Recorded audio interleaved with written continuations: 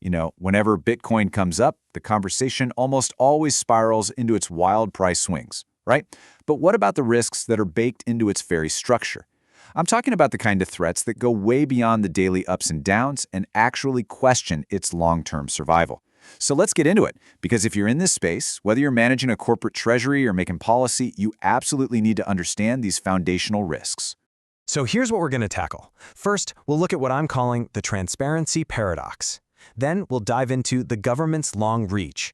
After that, we'll explore the tech threats in cracking the code, and finally, we'll piece it all together and talk about navigating the new reality.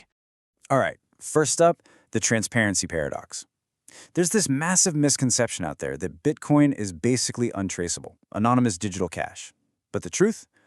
Well, it's a lot more complicated and honestly, way more transparent than most people ever realize. So let's just cut to the chase and ask the big question right up front. Is Bitcoin truly anonymous? The short answer is a hard no. And the reason why goes to the very core of how this whole thing actually works. You don't have to take my word for it. Listen to hedge fund billionaire Ray Dalio. He puts it so bluntly, saying all of the transactions are public, so there's no privacy to it. Now, that's not just his opinion. That's a fact about the architecture of the blockchain. And the kicker? If it's all public, he says, governments can monitor it. And they do. And this all boils down to one thing, the public ledger. The best way to think about it is like a giant magical glass book that the entire world shares. Every single transaction, ever, is written in it, in permanent ink. Now, your name isn't next to the transaction. You have a pseudonym, which is just your wallet address. But the flow of money, it's completely visible. It creates this permanent, unchangeable audit trail that's just sitting there, waiting to be analyzed. It's a feature, but wow, it's also a massive surveillance tool. And that transparency leads us right into our next big topic, the government's long reach. You see, this idea that Bitcoin exists in some magical realm beyond the power of the state, well, that's a really dangerous assumption. History has shown us time and again that when governments feel their own currency is threatened, they do not hesitate to act. And this isn't just some fringe, theoretical risk. Dalio again says there's a reasonable chance that Bitcoin could be straight up outlawed. Why? Well, think about it.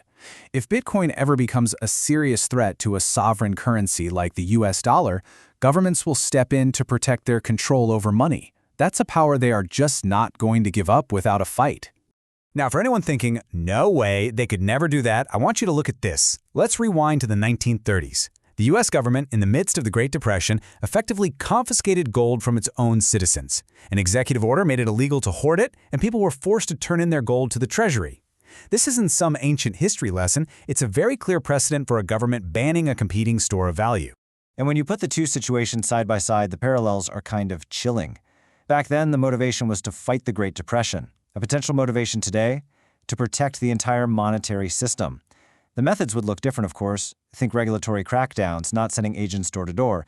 But the target is exactly the same, an alternative store of value that challenges the government's monopoly on money. This chart really lays out the trade-offs perfectly. Just look at traceability. Gold is physical, it's hard to trace once it's out of the banking system. Bitcoin, with its public ledger, is highly traceable. And that directly impacts the confiscation risk. We know gold can be confiscated, it's happened. With Bitcoin, it's a plausible risk, but it would come through regulations. And then you have these whole other layers of risk unique to Bitcoin, like technological vulnerabilities and the fact that it's only been around for about 15 years, not 5,000. All right, that brings us to our third major risk area, cracking the code. A huge part of Bitcoin's appeal is this idea that its cryptography is unbreakable. But here's the thing about technology. It's never finished. What's considered ironclad today could be obsolete tomorrow. So we have to look at the long-term technological threats. And the biggest, baddest boogeyman on the horizon here is quantum computing. And no, this is not science fiction anymore. We're talking about an entirely new type of computer, one so powerful that, in theory, it could shatter the encryption that protects, well, pretty much everything. Not just Bitcoin, but the entire global financial system. So the tech risks are actually pretty varied. You've got those regulatory attacks we talked about, but you also have internal threats, like something called a 51% attack, where a powerful group could theoretically take control of the network and start messing with transactions. Then there's that future quantum threat. And of course, you always have the risk of black swan events, like a huge exchange suddenly collapsing, which could just destroy confidence overnight. Okay, but before we all panic about quantum computers, let's put this threat into perspective. Most experts will tell you that a machine powerful enough to do this is likely still at least a decade away, maybe more. And when that day comes, trust me, breaking into Bitcoin wallets will be pretty low on the list of global priorities. A computer like that threatens military secrets, critical infrastructure, the entire banking system, so it's a systemic risk for everyone, not just a Bitcoin problem.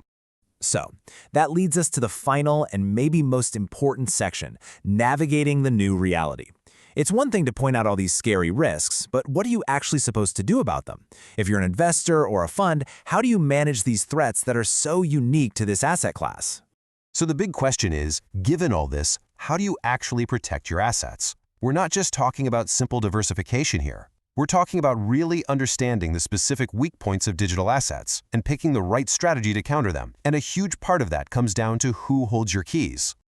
This slide gets right to the heart of a huge dilemma for any Bitcoin owner. On one hand, you have self-custody. This gives you ultimate sovereign control. It's almost impossible for anyone to confiscate it. But the responsibility is 100% on you. You lose your keys, your Bitcoin is gone forever.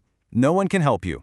On the other hand, you have institutional custody. It's way simpler, it works with the traditional financial world, but it brings back all the old risks, like the institution going bankrupt or making your assets vulnerable to government seizure, just like gold in a bank vault. But here's the good news. It's not all doom and gloom. For every one of these major risks, there are smart people in the ecosystem building solutions. Self-custody makes that confiscation risk incredibly low. New technologies like the Lightning Network are creating private layers for transactions on top of the public blockchain. And on the quantum front, developers are already working on quantum-resistant code to future-proof the network. The system is constantly adapting. So we end on this final question. Is Bitcoin the digital gold it's so often made out to be, a true safe haven asset in a crazy world? Or do all of these unique structural risks, its total transparency, its vulnerability to government power, and these future technological threats actually make it a digital Achilles heel? That is the multi-trillion-dollar question that every long-term investor has to answer for themselves.